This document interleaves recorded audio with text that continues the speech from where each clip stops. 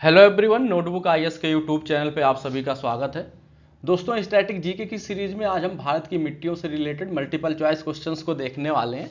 लेकिन वीडियो को शुरू करने से पहले अगर आप हमारे यूट्यूब चैनल नोटबुक आईएएस पर नए हैं तो हमारे चैनल को सब्सक्राइब करें, साथ ही बेल आइकन को भी हिट करें जिससे कि आने वाली वीडियोज़ की अपडेट आपको मिलती रहे। तो आइए देर ना करते हुए वीडियो को शुरू करते हैं।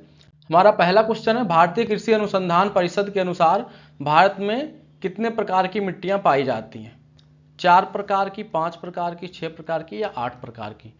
तो भारत में मिट्टियां जो हैं वो 8 प्रकार की पाई जाती है। ऑप्शन डी यहाँ पे हमारा करेक्ट आंसर हो जाएगा। अभी 8 प्रकार की मिट्टियां कौन होती है, आइए इनके बारे में हम जान लेते हैं। तो यहाँ पे पहली टाइप है काप मिट्टी, जिसको इंग्लिश में एलुवियल सॉइल बोलते हैं। काली मिट्टी या ब्लैक कॉटन सॉइल बोलते हैं। लाल मिट्टी, इंग्लिश में रेड सॉइल बोलते हैं। रेतीली रेगिस्तानी मिट्टी, इसको एरिड और डेजर्ट सॉइल बोलते हैं। लेटराइट या पड़खाऊ मिट्टी, इसको इंग्लिश में भी लेटराइट सॉइल बोलते हैं। दलदली हल्की काली मिट्टी, इसको PT and other organic soil बोलते हैं। जंगली मिट्टी व पर्वतीय मिट्टी, इसको फॉरेस्ट एंड माउंटेनियस सॉइल बोलते हैं। लवणीय और क्षारीय मिट्टी, इसको सलाइन एंड एल्केलाइन सॉइल बोलते हैं। तो ये 8 प्रकार की मिट्टी हुई। अगले क्वेश्चन की तरफ बढ़ते हैं। हमारा अगला क्वेश्चन है, भारत में सबसे अधिक उपजाऊ मृदा कौन सी है? काली मिट्टी, लाल मिट्टी, जलोढ़ मिट्टी या चूनेदार मिट्टी? तो भारत में जो सबसे उपजाऊ मिट्टी है वो जलोढ़ मिट्टी है। ये नदियों द्वारा जब बाढ़ आती है तो नदियां जहाँ तक बढ़ती हैं वहाँ पे मिट्टी को छोड़ के जाती हैं, और फिर वहाँ पे जब हम फसल उगाते हैं तो बहुत अच्छी फसल होती है। ऑप्शन सी यहाँ पे करेक्ट आंसर हो जाएगा। अगले क्वेश्चन की तरफ बढ़ते हैं। हमारा अगला क्वेश्चन है, भारत के सर्वाधिक क्षेत्रफल किस प्रकार की मिट्टी का विस्तार पाया जाता है? जलोढ़ मिट्टी, काली मिट्टी, लाल मिट्टी, लैटराइट मिट्टी? तो भारत के सर्वाधिक क्षेत्रफल जो मिट्टी फैली होती है वो होती है जलोढ़ मिट्टी। ऑप्शन ए यहाँ पे करेक्ट आंसर हो जाएगा, क्योंकि भारत में बहुत सारी नदियां और हर साल बाढ़ आती है तो वहां से एलुवियल सॉइल या जलोढ़ मिट्टी की मात्रा ज्यादा पाई जाती है भारत में। हमारा अगला क्वेश्चन है, पुरानी जलोढ़ मिट्टी को अन्य किस नाम से जाना जाता है? खादर, बांगर, कल्लर या रेगुड़? तो पुरानी जलोढ़ मिट्टी जो होती है उसको बांगर के नाम से जाना जाता है। ऑप्शन बी करेक्ट आंसर हो जाएगा यहाँ पे। अगर हम खादर की बात करें तो ये नई मिट्टी होती है, नई जलोढ़ मिट्टी, जलोढ़ मिट्टी। अब आप इसके नाम से भी आप इसका अंदाजा लगा सकते हैं, खादर, इसके नाम में ही खाद है। अब जहाँ पे खाद ज़्यादा होगी, फर्टिलाइजर ज़्यादा होगी, वहाँ पे उपजाऊ ज़्यादा होगी, वहाँ पे फसल ज़्यादा उगेगी, तो इसलिए ये खादर जो होती है ये नई जलोढ़ मिट्टी होती है, और बांगर जो होती है वो पुरानी मिट्टी होती है, पुरानी जलोढ़ मिट्टी। ऑप्शन बी यहाँ पे करेक्ट आंसर हो जाएगा। अगले क्वेश्चन की तरफ बढ़ते हैं। हमारा अगला क्वेश्चन है, नई जलोढ़ मिट्टी को अन्य किस नाम से जाना जाता है? तो अभी जैसे मैंने चौथे क्वेश्चन में आपको एक्सप्लेन किया, तो नई जलोढ़ मिट्टी जो होती है उसको खादर नाम से जाना जाता है। ऑप्शन बी यहाँ पे करेक्ट आंसर हो जाएगा। हमारा अगला क्वेश्चन है, जलोढ़ मिट्टी में जब बालू के कण और चीका की मात्रा लगभग बराबर होती है तो उसे क्या नाम दिया जाता है? कल्लर, रेगुड़, रे या दोमट? तो जब कण और चीका की मात्रा बराबर होती है तो उसको हम दोमट मिट्टी कहते हैं। ऑप्शन डी हमारा करेक्ट आंसर हो जाएगा यहाँ पे। आइए अपने अगले क्वेश्चन की तरफ बढ़ते हैं। हमारा अगला क्वेश्चन है, भारत का संपूर्ण उत्तरी मैदान किस प्रकार की मिट्टी से बना है? काली मिट्टी, जलोढ़ मिट्टी, लैटराइट मिट्टी या शुष्क मिट्टी? तो भारत का जो उत्तरी मैदान है वो बना है जलोढ़ मिट्टी से, तो यहाँ पे ऑप्शन बी करेक्ट आंसर हो जाएगा। हमारा अगला क्वेश्चन है, कपास की खेती के लिए सर्वाधिक उपयुक्त मिट्टी कौन सी है? चिकनी मिट्टी, लाल मिट्टी, काली मिट्टी या लैटराइट मिट्टी? तो कपास की खेती के लिए सबसे उपयुक्त मिट्टी जो है वो काली मिट्टी है। ऑप्शन सी यहाँ पे करेक्ट आंसर हो जाएगा। अगले क्वेश्चन की तरफ बढ़ते हैं। हमारा अगला क्वेश्चन है, निम्न में से कौन सी मिट्टी प्रायद्वीपीय भारत में अधिकतम क्षेत्र पर विस्तृत है? जलोढ़ मिट्टी, लाल मिट्टी, काली मिट्टी, लैटराइट मिट्टी? तो जो प्रायद्वीपीय भारत है, हम दक्षिणी भारत बोल लें, तो वहां पे सबसे ज्यादा मात्रा में काली मिट्टी है। ऑप्शन सी हमारा करेक्ट आंसर हो जाएगा। प्रायद्वीपीय भारत वो है जहाँ पे साउथ का पठार जहाँ पे फैला हुआ है, तो यहाँ पे ऑप्शन सी करेक्ट आंसर हो जाएगा, काली मिट्टी। हमारा नेक्स्ट क्वेश्चन है, निम्न में से किस मिट्टी को रेगुर मिट्टी के नाम से जाना जाता है? अगर हम इस क्वेश्चन की बात करें तो ये क्वेश्चन बहुत इंपॉर्टेंट है और ये क्वेश्चन कई बार कई सारे एग्जाम में पूछा गया है। तो यहाँ पे जो रेगुर मिट्टी होती है उसको काली मिट्टी के नाम से भी जाना जाता है। ऑप्शन ए हमारा यहाँ पे करेक्ट आंसर हो जाएगा। अगले क्वेश्चन की तरफ बढ़ते हैं। हमारा अगला क्वेश्चन है, धान की खेती के लिए सर्वाधिक आदर्श मृदा कौन सी होती है?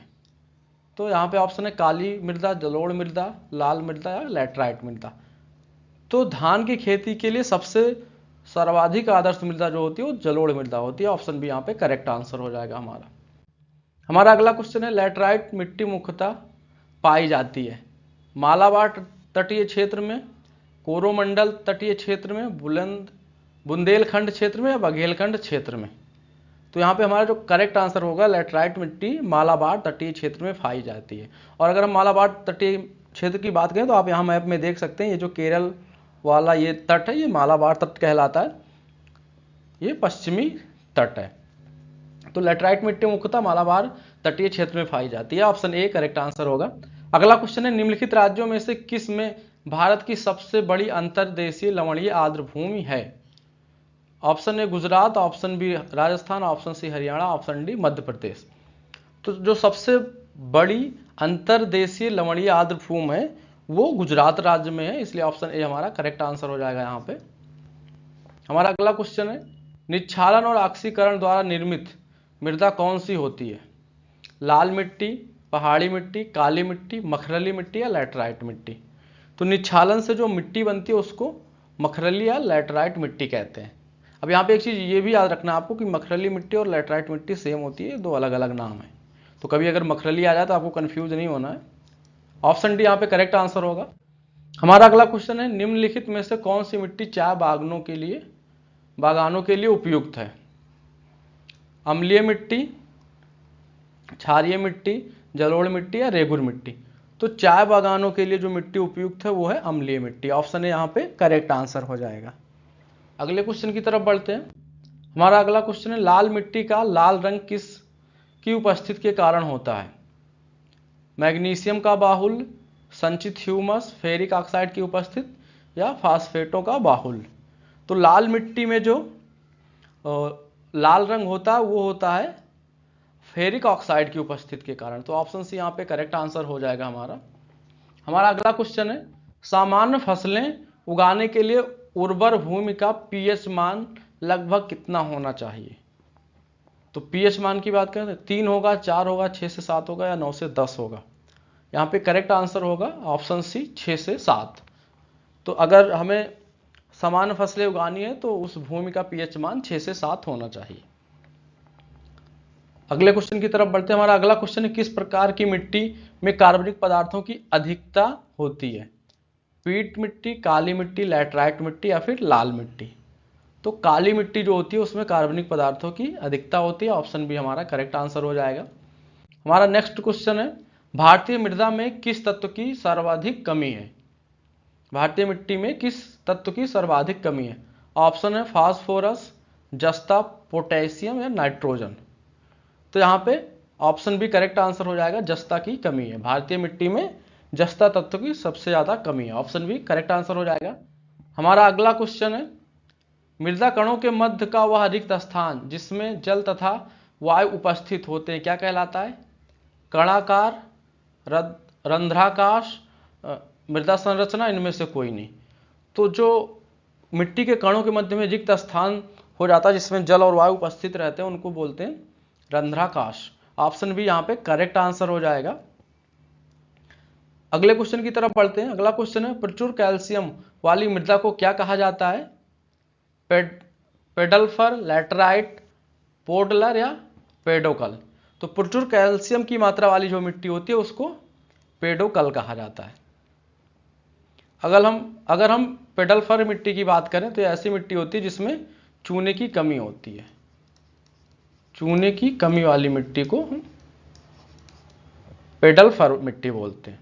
तो यहाँ पे ऑप्शन डी करेक्ट आंसर हो जाएगा, पेडोकल। हमारा अगला क्वेश्चन है, मृदा के गुणों के आधार पर मिट्टी मृदा के विभिन्न वर्गों में विभाजित करना कहलाता है। इडेफोलॉजी, पेडोलॉजी, सॉइल टैक्सोनॉमी या सॉइल प्रोफाइल। तो यहाँ पे हमारा करेक्ट आंसर हो जाएगा ऑप्शन सी, सॉइल टैक्सोनॉमी।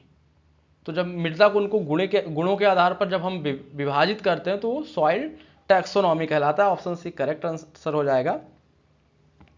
और इडेफोलॉजी की बात करें तो ये होता है इसमें कि कोई भी मिट्टी पौधों को कैसे प्रभावित करती है, वो होता है इडेफोलॉजी। और पेडोलॉजी की बात करें तो ये मिट्टी का अध्ययन हो जाता है, मिट्टी का क्लासिफिकेशन जिसमें करते हैं। और अगर हम सॉइल प्रोफाइल की बात करें तो इसमें क्या होता है, मिट्टी का वर्टिकल क्लासिफिकेशन होता है कि जो अर्थ सरफेस है उससे लेके नीचे से ऊपर तक मिट्टी का जो सरफेस, अलग अलग सरफेस है उसका क्लासिफिकेशन होता है, वो सॉइल प्रोफाइल कहलाता है। तो यहाँ पे ऑप्शन सी करेक्ट आंसर हो जाएगा, सॉइल टैक्सोनॉमी। दोस्तों इस वीडियो में इतना ही। वीडियो आपको कैसा लगा कमेंट करके जरूर बताएं और हमारे यूट्यूब चैनल नोटबुक आईएएस को सब्सक्राइब करें।